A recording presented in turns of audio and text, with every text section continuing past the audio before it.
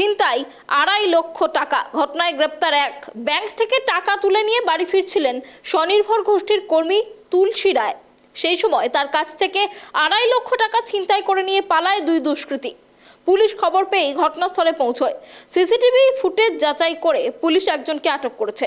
চোপড়া থানার কলাগঞ্জ গ্রামের ঘটনার তদন্ত শুরু করেছে চোপড়া থানার পুলিশ। তাই এই বিষয়ে বিস্তারিত কথা বলবো। আমাদের সাথে রয়েছে আমাদের প্রতিনিধি বিক্রম।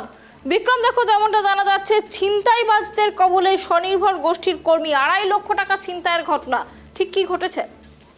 দেখো, একদমই আজ যখন তুলসী রায় তিনি যখন ব্যাংকের থেকে প্রায় 1,61,000 টাকা কিন্তু তুলে নিয়ে যাচ্ছিলেন, এবং শুধু 1,61,000 টাকা নয়, দলের আরো প্রায় 90,000 টাকার মতন তার কাছে ছিল।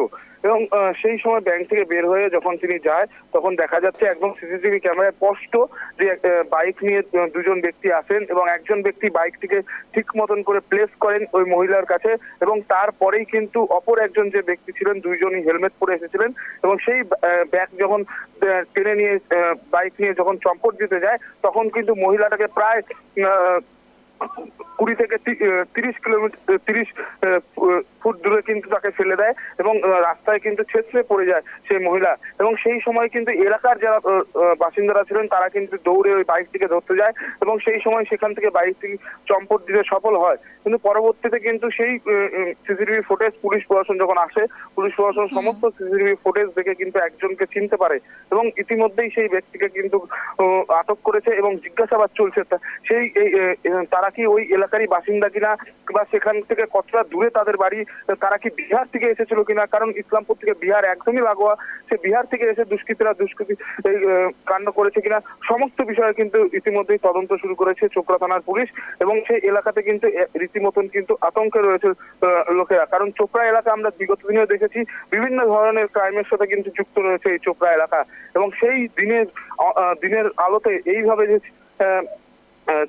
ঘটনা, চুরি ঘটনা, এটা কিন্তু একদমই কিন্তু অস্বাভাবিক ঘটনা। এবং এখন পর্যন্ত কিন্তু আরো অপর একজন যে বাইক আরোহী রয়েছে তার কিন্তু খোঁজ চালাচ্ছে চোপড়া থানার পুলিশ।